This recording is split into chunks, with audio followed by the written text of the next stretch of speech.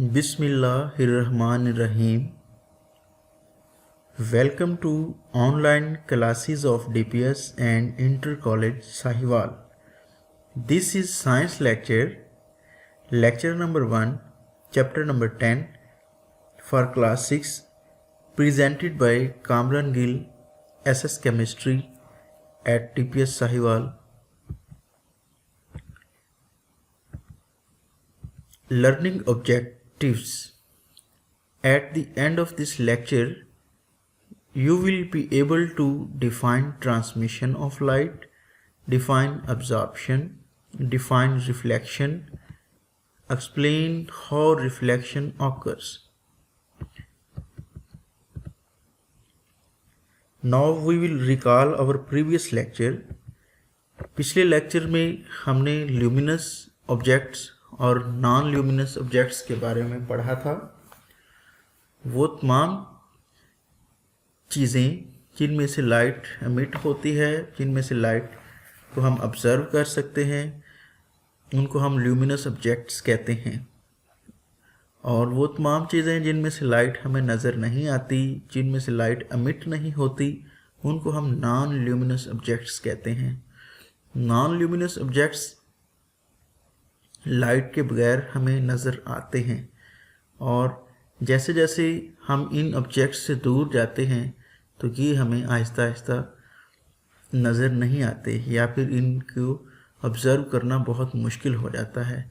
जबकि luminous objects बहुत ज़्यादा फासले पर भी हों तो अपनी एमिशन ऑफ लाइट की वजह से, रोशनी को एमिट करने की वजह से, रोशनी को खारिज करने की वजह से हम इनको दूर से भी ऑब्ज़र्व कर सकते हैं। क्योंकि नॉन ल्यूमिनस ऑब्जेक्ट्स की अपनी रोशनी नहीं होती, लेकिन इनको हम लाइट की मदद से ऑब्ज़र्व कर सकते हैं। आइए लाइट की कुछ प्रॉपर्टीज़ डिस्कस करते हैं जिनकी वजह से नॉन ल्यूमिनस ऑब्जेक्ट्स को भी ऑब्ज़र्व करना आसान हो जाता है। तो पहली प्रॉपर्टी है transmission of light. When light falls on transparent objects, it is transmitted to other side. That is why we can see across transparent objects. यानी इसमें यह है कि लाइट जब किसी ट्रांसपेरेंट सरफेस पर फॉल करती है तो उसमें से ये गुजर जाती है विदाउट एनी डिस्टर्बेंस। किस तरह से?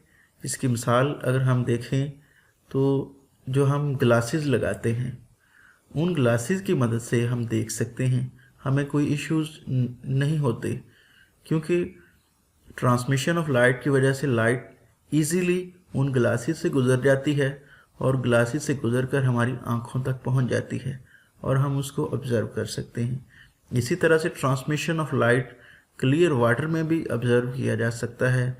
हम उसमें देख सकते हैं कि इसमें कोई चीज़ मौजूद है या नहीं है, कोई चीज़ इसको इम्प्योर तो नहीं कर रही।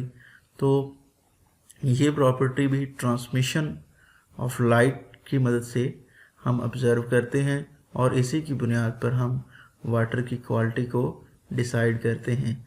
यानी अगर टर्बिड वाटर है, गदला पानी है, तो उसमें भी हमें क्लियर नज़र नहीं आ रहा होता, यानी उसमें ट्रांसमिशन ऑफ लाइट नहीं हो रही होती, तो इसलिए हम उसको ऑब्ज़र्व नहीं कर सकते।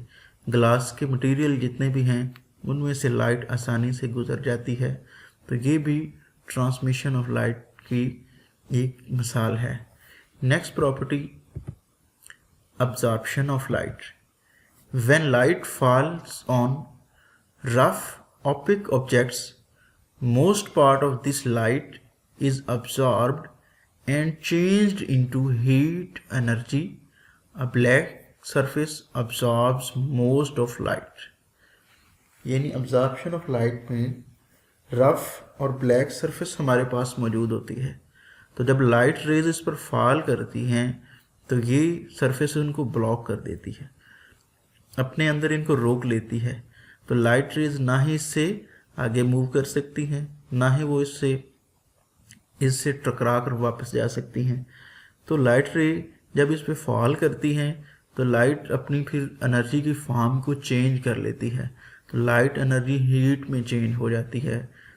अब इनकी एग्जांपल अगर हम डेली लाइफ में ऑब्जर्व करें तो हमारे पास अगर गाड़ी है और उसका कलर ब्लैक है और हम उसको धूप में खड़ा कर देते हैं, तो फिर कुछ देर के बाद अगर उसको ऑब्ज़र्व किया जाए तो उसमें बहुत सी हीट प्रोड्यूस होती है।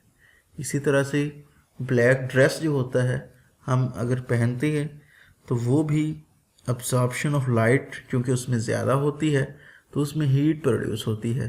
तो ब्लैक ड्रेस जो है सर्दियों में ज़्यादा प्रेफर किया जाता है क्योंकि इसमें हीट हम स्टोर कर सकते हैं।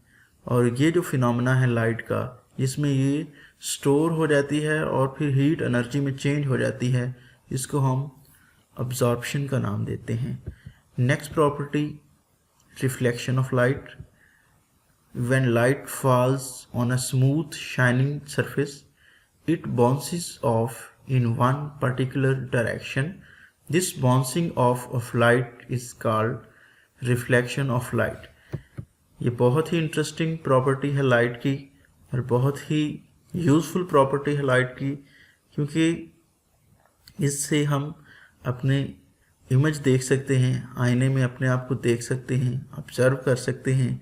इसी तरह से हम इसकी मदद से, रिफ्लेक्शन की मदद से हम रोड पर अपने आप को सिक्योर कर सकते हैं कि कौन सी गाड़ी हमारे करीब आ रही है, कौन सी गाड़ी हमें अप्रोच कर रही है।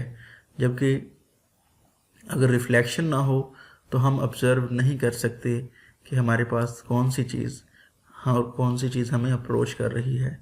और इसी तरह से अगर हम क्वालिटी देखें इसकी सरफेस की, बाज़ औक़ात ये होता है कि जो मिरर है वो बहुत पुराना होता है, तो उसमें कुछ सरफेस जो होती है वो पॉलिश्ड होती है और कुछ सरफेस जो है पॉलिश नहीं होती, उसकी पॉलिश उतर जाती है। तो इसमें पॉलिश्ड सरफेस से कुछ रिफ्लेक्टेड रे हम तक पहुंचेंगी और हमें इमेज मिलेगा, लेकिन वो इतनी अच्छी क्वालिटी का नहीं होगा, क्योंकि बाकी जो जिस सरफेस पर पॉलिश नहीं लगी हुई वहाँ से रेज पास कर जाएंगी और वहाँ से रिफ्रैक्शन के प्रोसेस के ज़रिए आगे गुजर जाएंगी, तो इस तरह से वो प्रॉपर नहीं होगा।